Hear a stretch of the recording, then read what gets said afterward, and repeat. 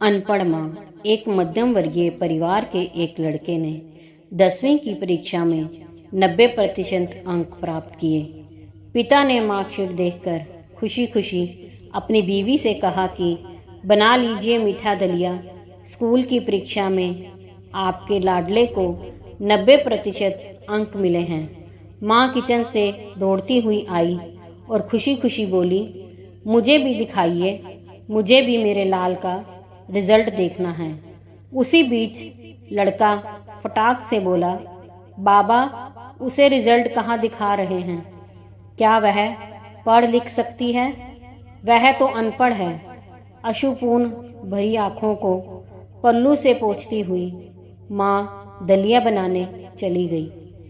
यह सब पिता ने देखा और कहा, हाँ बेटा, तूने बिल्कुल सही कहा। जब हमारी शादी हुई तो 3 महीने के अंदर ही तुम्हारी माँ गर्भवती हो गई।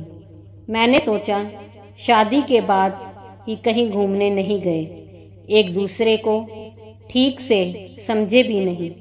चलो इस बार अबॉर्शन करवाकर आगे चांस लेते हैं।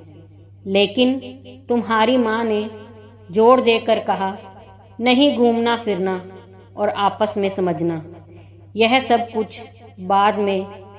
फिर तेरा जन्म हुआ, वो अनपढ़ थी ना। जब तू गर्भ में था तो उसे दूध बिल्कुल पसंद नहीं था। उसने तुझे स्वस्थ बनाए रखने के लिए हर दिन 9 महीने तक दूध पिया, क्योंकि वो अनपढ़ थी ना।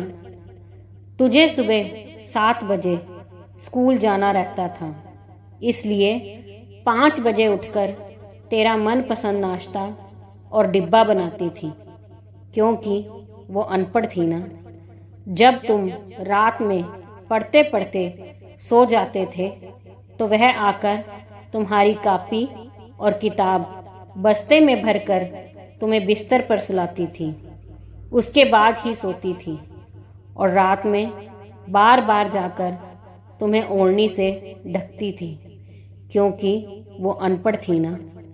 बचपन में तुम ज़्यादातर समय बीमार रहते थे, तब वो रात रात भर जाग कर भी सुबह जल्दी उठती थी और काम पर लग जाती थी, क्योंकि बेटा वो अनपढ़ थी ना।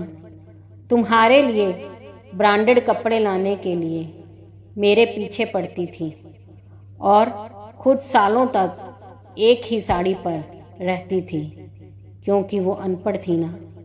यह सब सुनकर लड़का रोते रोते अपनी माँ से लिपटकर बोलता है, माँ, मुझे तो कागज पर 90% अंक मिले हैं, लेकिन आप मेरे जीवन को 100% बनाने वाली पहली शिक्षक हो।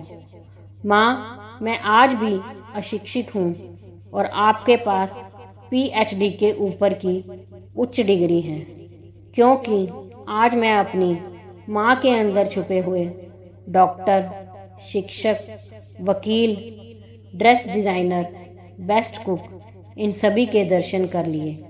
माँ, मुझे क्षमा कर दीजिए।